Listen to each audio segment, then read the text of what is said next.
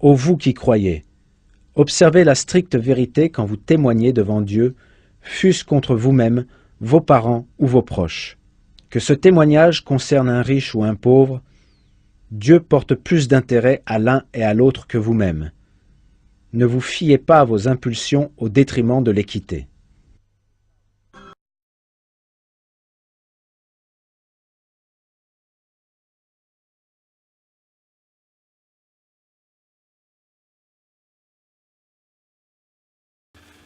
Bilal, son père, est arabe. Comment se fait-il qu'il n'est pas métis et pourquoi on a menti? Voilà la question. Donc Bilal serait de famille donc arabe, il a cité le nom. Déjà, est-ce que déjà sur ça on est d'accord ou pas? déjà, concernant Bilal, son père est un esclave du clan des Beni Jumah. Donc, un clan qui est rattaché de près ou de loin au Quraysh. Donc, son père est un esclave reconnu, méritant, donc affilié aux Arabes. Car au premier temps de l'islam, les premiers esclaves islamiques, donc les premiers esclaves d'un point de vue islamique, ont été des Arabes. Déjà, concernant Bilal, son père est un esclave du clan des Beni Jumah. Donc, un clan qui est rattaché de près ou de loin au Quraysh. Je me suis offert ta dignité d'homme, Bilal, le jour où je t'ai acheté. Je suis obligé de te corriger.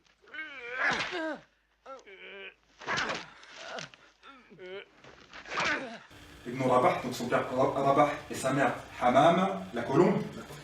Donc sa mère a été capturée. Elle n'a pas été esclave du fait d'une domination des Arabes ou autres. Elle a été prise comme prise de guerre quand un membre de sa famille, donc Abraha el-Armash, donc Abraha au nez coupé, qui était un commandant d'Abyssinie, a attaqué la Mecque. Donc c'est dans ce raid que les Arabes ont attaqué le convoi de Abraha et ont capturé la mère de Bilal. Et c'est à partir de là qu'elle s'est retrouvée. Et le reste de l'armée qui est parti se battre s'est fait raser. Voir Surat el-Fil. Donc s'est fait raser par décision divine, par un miracle. Ce pas les Arabes qui ont remporté cette guerre contre eux. Pour moi, ça s'appelle la patriarcalité dans la culture arabe prédomine. Il est arabe, mais sa spécificité et sa présence ici, sa naissance, et du fait que sa mère a été récupérée lors d'un conflit avec un autre pays arabe et d'une mère éthiopienne. Oui, comme beaucoup.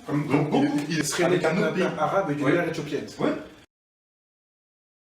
Il serait avec un autre pays arabe et d'une mère éthiopienne. Oui. Il serait avec un autre pays arabe et d'une mère éthiopienne. Oui.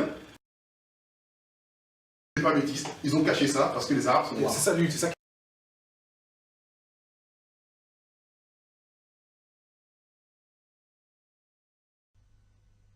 Pas de contrainte en religion. Première génération de l'islam ont marié des esclaves. Donc notamment l'imam Hussein alayhi salam, qui a marié une esclave. Et cette esclave n'était pas noire. Cette esclave était perse, était une princesse. Donc une princesse perse a été mise en esclavage. Vous voyez la justesse de l'islam, et a été pris comme femme par le petit-fils du prophète sallallahu alayhi wa alayhi. Et ce n'est pas un cas isolé. Je dirais même que la plupart des esclaves des premiers temps de l'islam et des esclaves relatifs aux conquêtes étaient des esclaves de race blanche, étaient des esclaves de race blanche, étaient des esclaves de race blanche, si on peut se permettre l'expression. Donc des esclaves venus de Rome, des esclaves venus de Byzance, des esclaves venus de Perse. Abu Amr Samir, qui est un grand linguiste, qui est décédé en 224 l'Égypte, dit, lorsque le prophète a dit j'ai été envoyé au rouge et au noir. Le sens est, j'ai été envoyé au rouge, parce que la plupart du temps des non-arabes étaient blancs et blancs rougeâtres.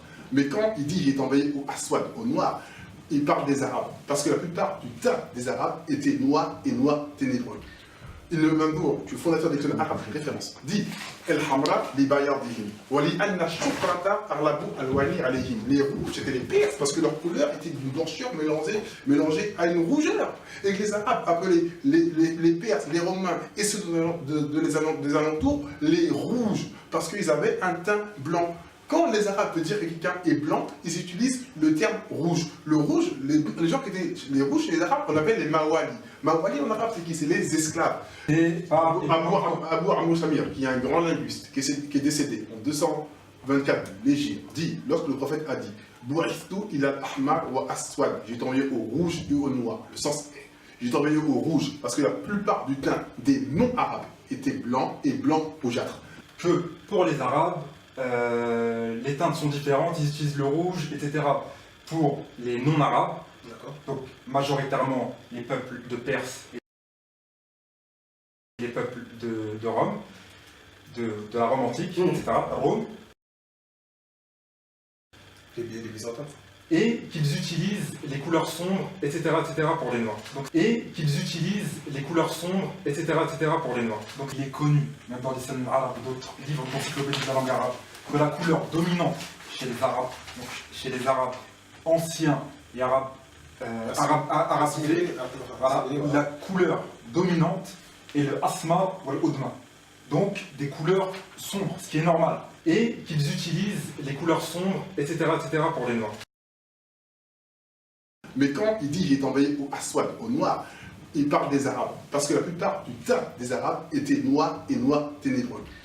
Le Mandour, le fondateur des clans arabes, référence, dit El Hamra li bayadihim, wa li anna shukrata arlabu alwani alayhim. Les rouges, c'était les Perses, parce que leur couleur était d'une blancheur mélangée à une rougeur. Et que les Arabes appelaient les Perses, les Romains et ceux des alentours, les rouges, parce qu'ils avaient un teint blanc.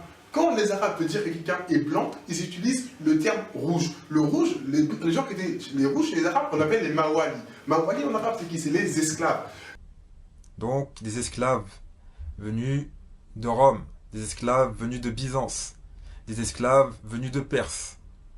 Mais quand il dit j'ai été envoyé au Aswad, au noir, il parle des Arabes. Parce que la plupart du temps, Chez les Arabes anciens et arabisés, voilà, la couleur dominante est le asma ou l'odma. Donc des couleurs sombres, ce qui est normal. Et qu'ils utilisent les couleurs sombres, etc., pour les noirs. Et des esclaves noirs, mais qui n'étaient pas ni la totalité, ni la majorité. parce que la plupart du temps des Arabes étaient noirs et noirs ténébreux. Sachez, mes frères et sœurs, que Dieu n'est pas raciste. Il a créé toutes couleurs, et il aime les couleurs qu'il a créées. Ô homme, le prophète vous a apporté la vérité de la part de votre Seigneur. Croyez-y dans votre propre intérêt. Mais si vous refusez d'y croire, cela importe peu au Seigneur. N'est-il pas le maître des cieux et de la terre, l'omniscient, le sage ?